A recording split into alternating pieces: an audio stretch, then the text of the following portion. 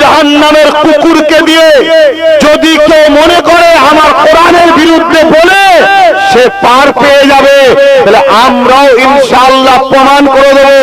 একবার নয়, 1000 বারও যদি ঘর ভেঙে দিস, 1000 বার যদি জেল দিস, 1000 বার যদি মারিস, জীবন যতদিন আছে কোরআনের দুশ্মনের বিরুদ্ধে আমরা লড়বো, ঠিক না? চাইলে আরাবুল সাহেব যদি জিতে যায় আল্লাহ করে জলসে আসবো কোন ইনশাআল্লাহ, বলো ইনশাআল্লাহ। আমি দোয়া করি আল্লাহ এই জুলুম তোমাদের উপর থেকে তুলে নিক। তোমরাও চেষ্টা করো আপনার, আল্লাহ যেন ওকে কামিয়াবি করে। ওনাকে বলুন আল্লাহুম্মা আমিন। না হয় তুই যখন এতই ভালো কাজ করেছিস, এতই উন্নতি করেছিস, তাহলে আব্বাস সিদ্দিকী ঢুকলে তোরা তো টেনশন হয় কেন? তোরা তো ভয় হয় কেন? জানে আমার হৃদয়ে আল্লাহর ভয় আছে। আমি ঢুকলে জালিমরা ভয় খায়, জালিমদের অসুবিধা হয়। এই জালিমরা জালিমদের ক্ষমতা প্রয়োগ করে আমাকে রুখতে না পেরে গরিব, নিরীহ, অসহায়, দুঃখী মানুষের উপর জুলুম করে। কে কমিটি আছে না, এই সব করে সাধারণ লোককে হুমকি চুমকি দেয়। কথা ঠিক বলছি না ভুল? কিন্তু আজ দুঃখের বিষয়, আমাদের নতুন প্রজন্ম শিক্ষা পাচ্ছে না। ছোটবেলা থেকে দেখছে মারপিট, জুলুম, খুন, খারাপি, বোম, সন্ত্রাসী, এই দেখে দেখে দেখে দেখে বড় হচ্ছে। বলো তোমাদের ক্যানিং পূর্বে একটা বাড়িতে আছে একটা আইএস আইপিএস আছে, একটা জজ আছে, একটা উকিল আছে? বলো ক্যানিং পূর্বে একটা কি কোন লোক তোমাদের ক্যানিং পূর্বের ছেলে কারো বাড়ি থেকে মুসলমানের ঘরের ছেলে ডিএম হয়েছে, ভিডিও হয়েছে? আজকে সমাজ আমাদের ঘরে শুধু একটাই কথা বলে, ক্যানিং পূর্বে ওখানে অনেক মারপিট হয় রে, ওখানে জুলুম হয় রে। এটাই মিডিয়াতে প্রচার হচ্ছে না? তাহলে তোমাদের এলাকার বদনাম হচ্ছে না, সুনাম হচ্ছে। আর এগুলো তো রেড জোনে উঠছে, এখন তো গুগলে সার্চ করে দেখো, রেড জোনে উঠছে। একটা দিন আসবে কে ভালো কে খারাপ দেখবে না, AK-47 দিয়ে স্প্রে করে মেরে দেবে। সেই প্ল্যান তৈরি করা হচ্ছে। আর এই প্ল্যানের মাস্টার মাইন্ড তথাকথিত কিছু গুন্ডা বদমাইশ রাজনীতির নেতাদের হাতে তালুতে থেকে তারা তাদের গদিকে টিকাবার জন্য এলাকাতে একটা বিশৃঙ্খলা তৈরি করছে। কেন? তোমার স্বাধীনতা নেই, আমার ইচ্ছা নেই, আমার ভালোবাসার শখ নেই, আমার মন মতো চলার কি অধিকার নেই? কিন্তু সেই অধিকার তোমরা আজ পাচ্ছ না। ভাইরা আমার, তোমরা যদি আজকে এই কষ্টের মধ্যে থাকো, তাহলে তোমাদের বাচ্চাদের উপরে কত কষ্ট দিন আসছে তা ভাবো। আজকে যদি কোন জালিম দিয়ে, গুন্ডা দিয়ে, সন্ত্রাস দিয়ে, কোন জাহান্নামের কুকুরকে দিয়ে যদি কেউ মনে করে আমার কোরআনের বিরুদ্ধে বলে সে পার পেয়ে যাবে, তাহলে আমরাও ইনশাআল্লাহ প্রমাণ করে দেব। একবার নয়, 1000 বারও যদি ঘর ভেঙে দিস, 1000 বার যদি জেল দিস, 1000 বার যদি মারিস, জীবন যতদিন আছে কোরআনের দুশ্মনের বিরুদ্ধে আমরা লড়বো, ঠিক না বেঠিক? হাত তুলে সাক্ষী দেন, ঠিক না বেঠিক? আর এর পিছনে এদের ক্ষমতা ছিল না যদি মুনাফিক মুসলমানগুলো এদের সাথ না দেয়। আজকে মুনাফিক মুসলমানগুলো সাথ দিচ্ছে বলি তো পাচ্ছে। আমি তো বলছিলাম হারা দুয়ার মাহফিলে কি আর কেউ আসবে? ওরা তো আসতেই পারবে না, ভয়। কিন্তু তোমাদের ভয় কেটেছে, আমি বুঝতে পেরেছি কেন কেটেছে। কেন? তোমরা এখন বীর পুরুষকেই পেয়েছো, একটা লোহার মতো পুরুষ পেয়েছে তোমরা, তাই তোমাদের সাহস আল্লাহ করে বেড়েছে। তবে শোনো, ওই একটা বীর পুরুষ হলে হবে না, তোমাদেরকেও তার মতো হতে হবে, তোমাদেরকেও লোহা পুরুষ হতে হবে, তোমাদেরকেও শক্তিশালী হতে হবে।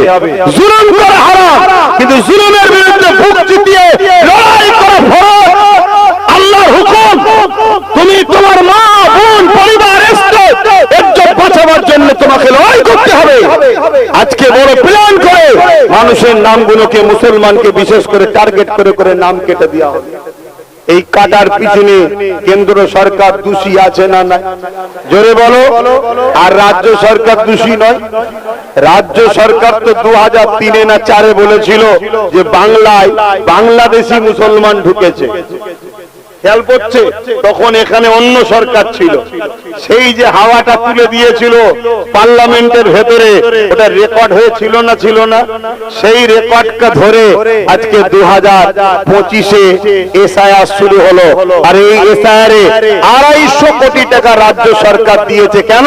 যাতে করে এসআইআরটা করতে সুবিধা হয়। 90,000 অফিসার দিয়েছে যাতে করে দ্রুত এসআইআর করতে পারে। রাজ্য সরকার যদি বলতো আমি অফিসার দিতে পারবো না, টাকা দিতে পারবো না, তুমি ওখান থেকে নিয়ে এসে করো, তো গুজরাটের লোকেরা বাংলার রাস্তা চেনে? তারা কিছু খুঁজে পেত? তাহলে আজকে ইচ্ছা করে করে মুসলমানদের টার্গেট করে নামগুলোকে বাদ। কেন্দ্র সরকার যেমন দোষী, রাজ্য সরকারও সমানভাবে দোষী। আজকে টোটাল বাংলার দিকে খেয়াল করে দেখো, এত তো রাজনীতির দল প্রচার করছে, একমাত্র আমার সোশ্যাল মিডিয়া খুলে দেখো আমার ভাই ও তার সাথীদের ছাড়া অন্য কোনো নামগন্ধ পাওয়া যাচ্ছে? কারো মিটিং এ ভিড় হচ্ছে, কারো জায়গায় লোক হচ্ছে, কারো র্যালিতে লোক হচ্ছে, আরে 300-400 করে টাকা দিয়েও লোক হচ্ছে। ফ্রিতে যা ভিড় হচ্ছে, ভিড় দেখে তোমরা অবাক হয়ে যাবে। তাহলে বলো, এখানে তোমাকে আমাকে বোকা বানানো হচ্ছে। রসুন দেখেছো? রসুন, রসুনের মাথা কোনো দেখবে আলাদা, পিছনটা দেখবে এক জায়গায়।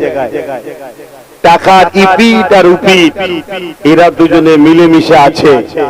অতএব ভাই একটা ছিল, পুরো বাংলাকে হিলিয়ে দিয়েছে। কথা বুঝে আসছে? আর তাকে দমন করার জন্য একটা বিখ্যাত কুখ্যাত গুন্ডা চোর জাহান্নামের কুকুরকে পাঠিয়ে তাকে ডিস্টার্ব করেছে।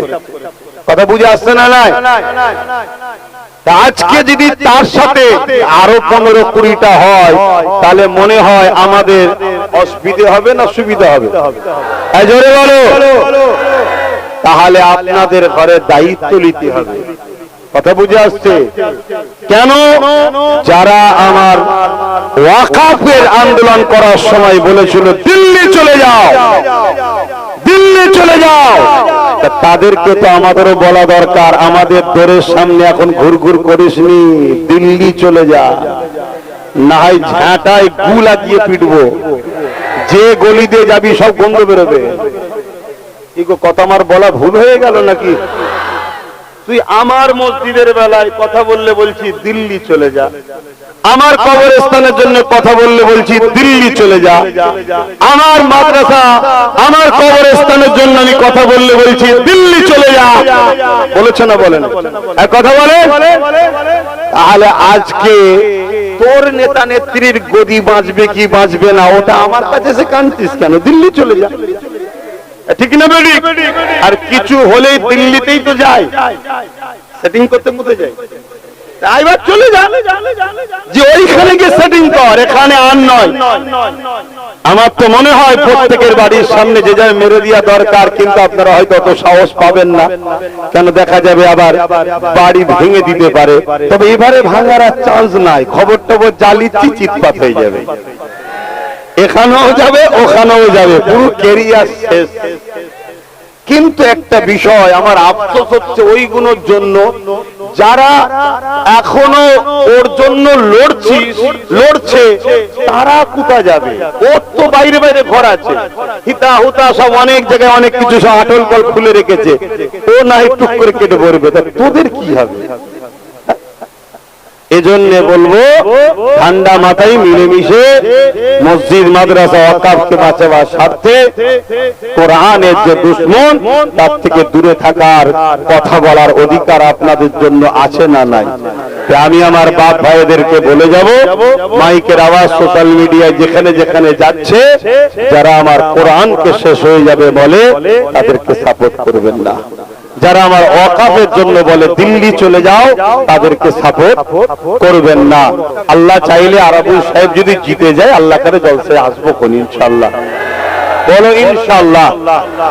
আমি দোয়া করি আল্লাহ এই জুলুম তোমাদের উপর থেকে তুলে নিক। তোমরাও চেষ্টা করো আপনার, আল্লাহ যেন ওকে কামিয়াবি করে। ওনাকে বলুন আল্লাহুম্মা আমিন। দেখো আজকে একটু যখন এসেছিলাম দু কথা বললাম, তার মধ্যে একটা কথা হচ্ছে আল্লাহ ছাড়া কাউকে ভয়, দ্বিতীয় নম্বর লোভ লালসা করবে না। সন্তানের কথা খেয়াল রাখবে, বাচ্চাদের কথা খেয়াল রাখবে, তোমাদের সন্তানদের কি হবে সেটা খেয়াল রাখবে। ইনশাআল্লাহ চিন্তার কোনো কারণ নেই, ও জাহান্নামের কুকুর জাহান্নামেই যাবে ইনশাআল্লাহ। কেন যেভাবে গরিব দুঃখী মানুষের উপরে ক্ষতি করেছে, কষ্ট দিয়েছে, বলার মতো নয়। কথা বুঝে আসছে? যে কষ্টটা দিয়েছে আল্লাহ ওকে ধ্বংস করুক, বলুন আল্লাহুম্মা আমিন। আল্লাহ ওকে ধ্বংস করে নেস্তে নাবুদ করে দিক, বলুন আল্লাহুম্মা আমিন। আর এই যে জাহান্নামের কুকুর বলা হয়েছিল, এতে অনেক মানুষ ব্যঙ্গ করেছিল না? অনেক মানুষ ব্যঙ্গ করেছিল, তাই তো নাকি? আরে কথা বলবেন তো, ব্যঙ্গ করেছে না করেনি? পরবর্তীতে কদিন আগে দেখছিলাম একজন কাকে পাশে রেখে ওই জাহান্নামের কুকুরটা তাকে বলছে এটা আল্লাহ। বলেছে না বলেন? ভয় খাচ্ছেন নাকি? বলছে এটা আল্লাহ। তাহলে বলুন, এত বড় মুশরিক, এত বড় শয়তান। আল্লাহর কোরআন কি বলছে? আল্লাহর কোরআন বলছে মানুষের মধ্যে কিছু মানুষ আছে, উলাইকা কাল আনআম। কোরআনের কথা আমি বলছি, আমি এমনি এমনি যাকে তাকে লকাব দিইনি। কথা বুঝে আসছে না? নাই, হ্যাঁ, যাকে তাকে এমনি এমনি বলে দিইনি, বলার পিছনে কারণ আছে। আল্লাহর কোরআন বলছে উলাইকা কাল আনআম, মানুষের মধ্যে কিছু মানুষ আছে তারা চতুষ্পদ জন্তুর ন্যায়। কুকুর কি চতুষ্পদ জন্তু নয়? চতুষ্পদ জন্তুর নয় বলেই আল্লাহ বলছে বালহুম আদাল, তার থেকেও খারাপ। বলুন, তার থেকেও খারাপ। চতুষ্পদ জন্তুর থেকে খারাপ কি আছে? শুকর খিঞ্জিল, তুই মাথায় হাত বুলো, তোকে ওটা বলিনি। কথা বুঝতেন না? বলেন কেন? এটা কোরআন বলছে দলিল। এবারে মানুষকে কেন বলছে?